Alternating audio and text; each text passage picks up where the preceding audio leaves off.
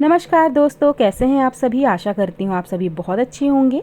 तो दोस्तों, मैं फिर हाजिर हूँ हेमा मालिनी जी की बायोग्राफी हेमा मालिनी एक अनकही कहानी की अगली कड़ी लेकर। इस बायोग्राफी को लिखा है जानी मानी वरिष्ठ पत्रकार भावना सोमाया जी ने, और इसे हेमा मालिनी जी ने खुद उनसे लिखवाया है।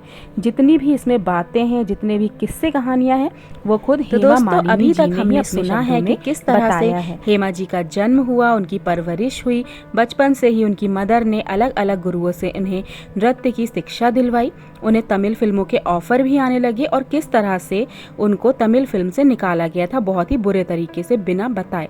लेकिन अचानक ही ऊपर वाले का करिश्मा हुआ और हेमा जी को मिल गया हिंदी फिल्मों में ब्रेक, वो भी राज कपूर जी के साथ। और हेमा मालिनी जी आ गई मुंबई अपनी मदर और भाई के साथ और फिल्म की शूटिंग हो गई स्टार्ट। मगर हेमा जी के फादर को उनका फिल्मों में काम करना पसंद नहीं था, इसलिए वो थोड़े से नाराज थे। तो चलिए जानते हैं कि आगे की कहानी कैसी है और किस तरह से उनका हिंदी फिल्मों का सफर जारी हुआ। आशा करती हूँ ये वीडियो आपको पसंद आएगा। पसंद आए तो प्लीज़ इसे लाइक कीजिए, शेयर कीजिए और मेरे चैनल को सब्सक्राइब कीजिए। तो चलिए बढ़ते हैं वीडियो की ओर। ऐसा कतई नहीं था कि चक्रवर्ती जी अपनी पत्नी के प्रति सहयोगपूर्ण नहीं थे।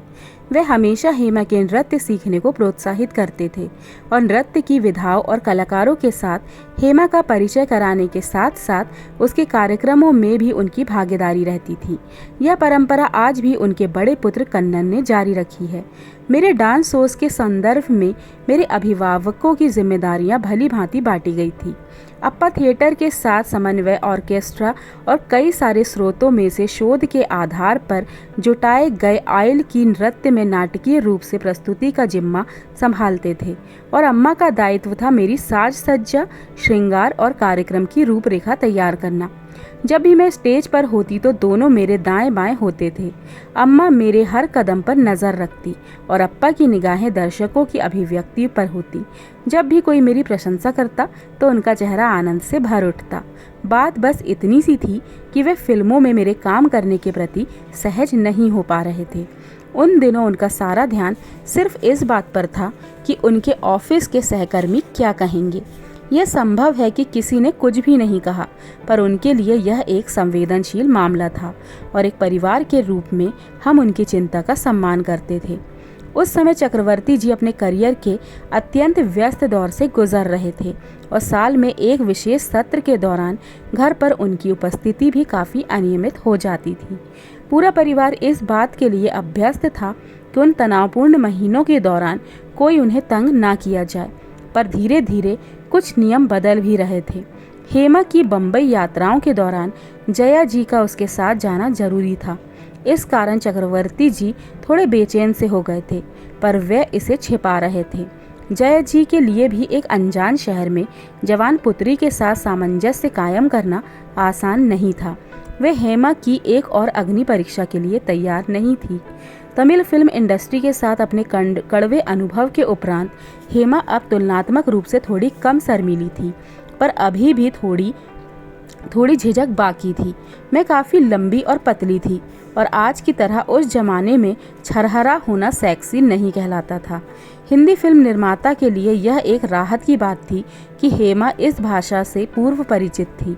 हालांकि उनके बोलने के ढंग में एक दक्षिण भारतीय लहजा था, पर यह कोई बड़ी बात नहीं थी। शूटिंग के पहले दिन निर्देशक महेश कौल ने जानबूझकर हेमा के दृश्यों में संख्या अत्यंत कम रखी थी और उनमें डायलॉग तो थे ही नहीं। यह हेमा को उसके वातावरण, उसकी वेशभूषा, उसके चरित्र के साथ ढलने के लिए समय देने का उनका अपना तरीका था। इस फिल्म में हेमा का किरदार एक खानाबदोश जिप्सी लड़की का था, परंतु शूटिंग के दूसरे ही दिन हेमा को अनुभव हुआ कि फिल्म शूटिंग बच्चों का खेल नहीं है। उसे राज कपूर जी के साथ एक दृश्य करना था जिसमें वह उन पर लंबे देहाती संवादों की बौछार करते हुए एक जंगली बिल्ली की तरह झपटती है। पिछली शाम को दिए गए संवादों को कंठस्थ करके हेमा इस दृश्य के लिए तैयार थी, पर निर्देशक यह चाहते थे कि हेमा कंधे को झटकते समय भाव प्रकट करे, किंतु हेमा संवादों के साथ भंगिमाओं को समन्वित करने में असफल साबित हो रही थी।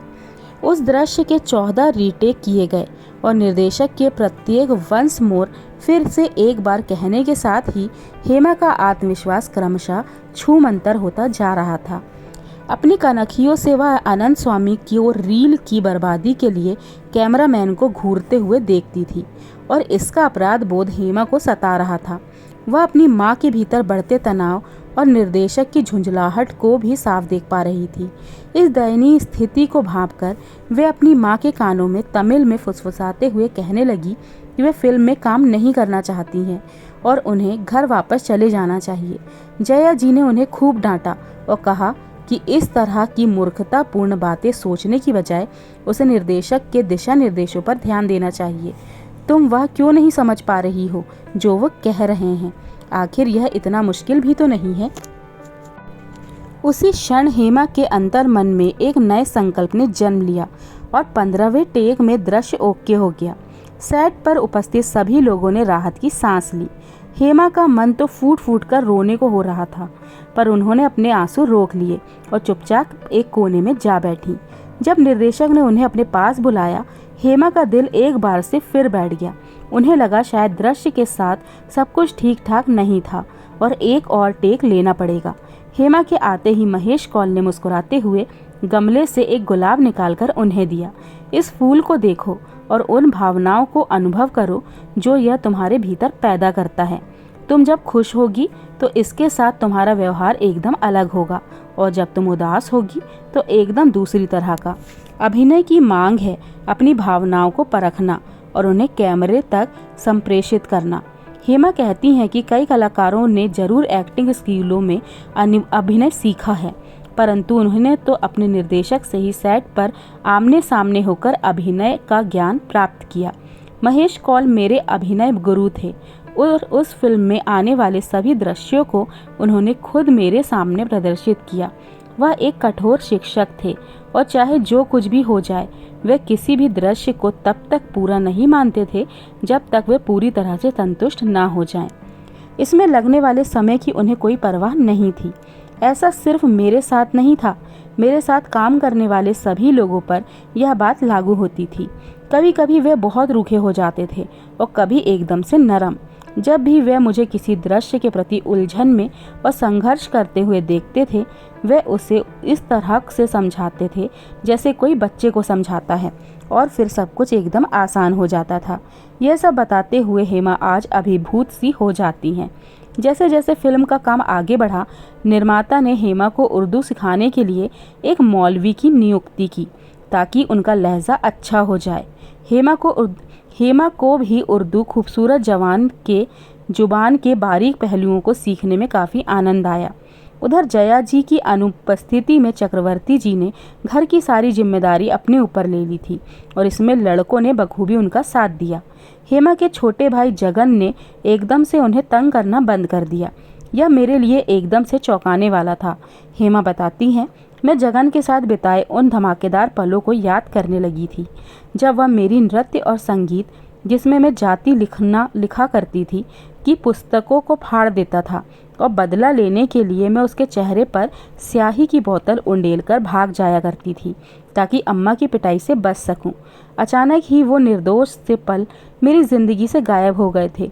जब भी मैं बम्बई में शूटिंग के बाद घर आती तो सबसे पहले दौड़कर अपने कमरे में जाती, यह देखने की मेरी जाति की किताब ठीक ठाक है या नहीं। वह हमेशा अछूती ही होती थी। यह मेरे जीवन में एक नए दौर की शुरुआत जैसा था।